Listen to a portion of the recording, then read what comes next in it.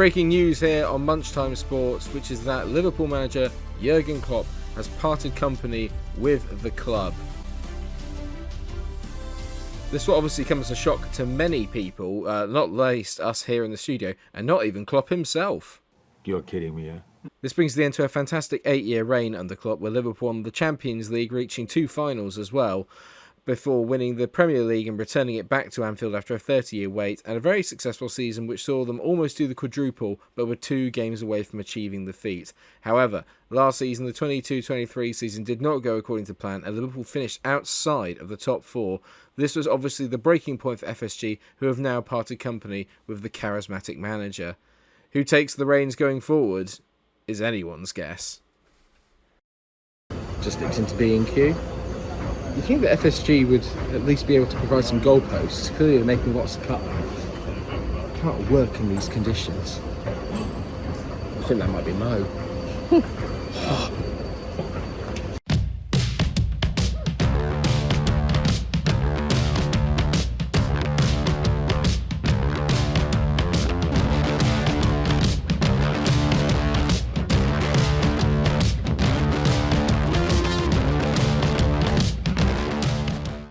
Welcome everyone to Football Manager 2024, otherwise known as FM24. This is obviously the beta version of the game. I've got the early access. I put it out to you guys in the poll on the channel about what should we do in terms of should I do any of the content this year, and I have to say actually I was a bit surprised. Over 67% of you said yes, give us more FM, so I've decided that I will. And why not start with my beloved Liverpool, a save I've actually never done on this. I think I managed them once during the matching Mourinho career, I want to say. But apart from that, we've never really done anything else. No, it's the 30-year career. Tell a lie. God, I'm losing track already. Either way, though, this is just me setting up my manager. But I'm really, really excited to get back into some FM content. Don't worry, it's not going to replace all the FIFA one for those who love the game. I'm going to kind of do a bit of a mix and match. Football Manager is a lot easier to sort of play and also to kind of edit. By play, I mean it's easier to get through the seasons quicker. Not to play. It's a much harder game than FIFA, to be fair. I'm really looking forward to this though. It's going to be really good fun getting in with my actual team, and it's going to mean a little more to me than it does with anybody else. Obviously, if you are new to the channel, hello, my name is Mike. I obviously make FIFA and FM videos, if you have not realised. I am a massive Liverpool fan and have been since 1998 when Michael Owen broke onto the scene at the World Cup. But I have kind of actively avoided using them because losing and failing with them is going to hurt too much. Obviously, last year, Liverpool didn't do as well as I think many expected them to, following on from the nearly quadruple season. They finished 5th outside the Champions League and performed really poorly in nearly all of the cup competitions. They are the second most successful team in English football history, domestically, but the most successful team in terms of European trophies in England. I have to obviously mention that. Take that, United fans. I'm obviously looking to take them back to arguably where they belong, up the top, and threatening Manchester City's reign of dominance. In terms of the squad, I'm not going to go too far into it because I'm pretty sure most of you are very familiar with Liverpool's squad, but there's a few players I automatically want to kind of get rid of who are in the last years of their contracts, Joel Matip being one of them. I'm a big fan of him in real life, but I just think it might be time to let him go. The other player as well as Thiago, permanently injured, great football, but maybe not built for the Premier League. I've actually opted against offering him out so far, not for a fight, but for a transfer, mainly because he's injured at the moment. I think that is going to make it very difficult to get anyone to buy him. 2 places I do want to buy, though, is a good backup right-back, and as you can tell here, I've gone in for Jeremy Frimpong over at Leverkusen, who should arguably be a first-team player in his own right. I think having him will allow me to maybe unleash Trent into that midfield role, but Jeremy Frimpong's a player I wish Liverpool had gone for in real life. I've got him here for $34.5 million, put the bid in, and as you can see, I've done quite well with the contract. I managed to negotiate it down. I know that if he just gets 5 international caps, the wage will go right back up again, but it's all about saving money. FSG love that. So hopefully I'm going to make them happy by being a bit of a skimp, if that makes any sense. But a right back is definitely a position that I really would like to go for. The other one I'm really looking at, and I'm sure many Liverpool fans are probably screaming at the TV right now, is a central defensive midfielder. That's a little bit harder to go on, but this one took me a little bit by surprise and something I didn't do. But it's good to see that FM have got a realistic this year. Al Hilal came in with a bid for Virgil van Dijk, and it was only $46.5 million with an extra 5, so it was only going to get to 50.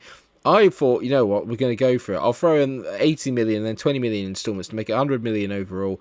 And they actually kept negotiating, but eventually I wore them down. I didn't want to accept anything less than £90 million for Virgil. I would not have been against selling him, but not for such a small fee. With Joel Matip, a few offers came in, but he is currently going to stay with us because neither of them really met the valuation. I think I can get about £20 million for him. That hasn't happened. Jeremy Frimpong, though, does come through the door for, I think, a pretty decent £34.5 million. As you can see there, he can get up to a 3.5 star, which will be a leading Premier League player. He's going to be a nice kind of fallback for Trent Alexander-Arnold. And speaking of fullbacks, I've also got maybe one for the future, maybe just another drumroll body in the midfield, but I've signed Florentino Luis from Benfica as well for a modest £28 million. We had £65 million to spend. I spent it all, and we've barely made any sales apart from some sort of very external youngsters that are never going to be good enough to get to the level.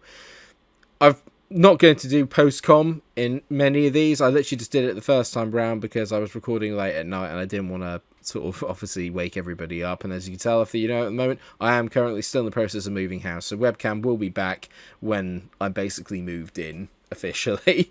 But for the time being, then you can see here we're playing a kind of very stereotypical Liverpool formation over 4-3-3. Alisson's in goal. Then you've got Robertson, Van Dijk, Konate and Trent with Endo, McAllister and Szoboszlai in the midfield. Diaz is on the left. Salah, who I'm really looking forward to, is on the right. And Darwin Núñez is leading the line. I'm going to put a lot of faith in Darwin this year, and hopefully he will repay it. I've got a really good feeling about him that he is going to at some point explode in real life and explode on this game, and I think he could arguably be one of the best centre forwards in the world. Hopefully that will come to fruition. We kick off at Molineux against Wolves, and that will be the only game of today's episode. It's going to be quite a short one because, like I said, I just want to kind of get stuck into it, but we have to get off to a good start because our next round of fixtures, as you'll see at the end, are not very kind, and we've got a very difficult start. Going away to Molineux isn't exactly the easiest start anyway, to be fair, and it was quite a drab first 10 minutes or so, but Wolves picked up the ball here. We win it back and playing some nice little football. Nice little football? What is that, Mike? You can't say that. I'm not very good at post-com. I'm only really good at it when I do it live. Some of you would argue I'm not good at commentary when I do it live either.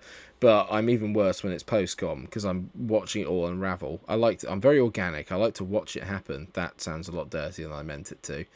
This is, yeah. If you're new, this is sort of like what it's like. I kind of ramble a lot, but there's a lot of pop culture puns and a lot of jokes. So if you are enjoying it, subscribe.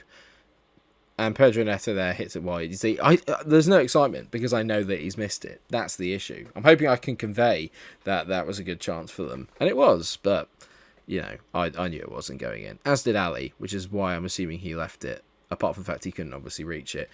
28 minutes though, Trent goes down the right. I have been thinking about playing him as an inverted full wing back, but I just kind of got the impression it might be easier to do him as a wing back and go back to that old school Liverpool approach, which really worked. I'm not a big fan of the inverted wing backs, but he set up Diaz brilliantly there, and Trent had a very good game. Diaz hitting it just wide, but a lot of our good players going to come down the right this year. Obviously, we've got Mo Salah, who's arguably one of the best players in the world, and definitely on this game. I cannot wait to use him. I've rarely ever used him on FM, so I'm very excited to see how good he can be. Darwin there hitting the post. We all know that was never going in because it's Darwin on the left channel, which is just, yeah, a recipe for disaster most of the time. If it's a difficult chance, he'll score it. If it's easy, he won't. And like I said earlier, down the right-hand side is where a lot of our joy is going to come. Trent here sets up Salah. He tees in Darwin, and speak of the devil, bang, he scores his first goal of the season. Just not against the run of play. We started off quite poorly, but we calmed the crowd down, then began to play our football, dominated the ball a lot. I'm trying to kind of go less gegenpress this year and more of a possession-based team. I think, especially with the midfield that we've got in terms of Szoboszlai and McAllister, they're much more ball-playing midfielders, so I think it's going to suit us a lot more if we can be a bit more, I don't like saying it, but a bit more City-esque. Dominating possession, suffocating players, not letting them have the ball. Don't suffocate them in real life because then you'll go to jail. That was some terrible commentary there, I'm not going to lie. But you know what's not terrible? How we're playing. Yeah, that's right. Virgil with a lovely ball into McAllister, who I've enjoyed watching. In real life, I think he's yet to really connect to Liverpool shirt. He's not. Szoboszlai is amazing. We all know that. If you're a Liverpool fan, then Dominic Szoboszlai is probably the next best signing of the season after James Maddison, as Salah there hits the post going through again, trying to do one of those shots he usually does where he squeezes it in at the near post. Nearly worked, but not quite. This ended up being quite a long highlight, so I've had to move it around a little bit here. But Virgil picks up the ball here on the centre of the pitch, and this is something we're going to have to get used to. I'm actually playing a high line, which is something I never do on FM, but I've decided this year I'm going to give it a go, see what happens. Obviously, this is just the beta, so if there are some weird actions, don't be surprised. It's a usual thing. Is Diaz teasing McAllister here. He takes one touch and it's a great finish. Arguably the goalkeeper could have done better. He's maybe a little unsighted, but it's a debut goal for our Argentinian magician in the midfield. Looking forward to seeing how he gets on this season, see how he plays. I've decided to kind of put him into a deep line playmaker role and let Szoboszlai be a bit more of an attacking Mazzala, give him a bit more freedom out of the two of them. Really happy with that goal though, and that kind of really sealed the deal. I made a few changes late on as well. Gave Florentino Luis and that a start-up as well as Ryan Gravenberch.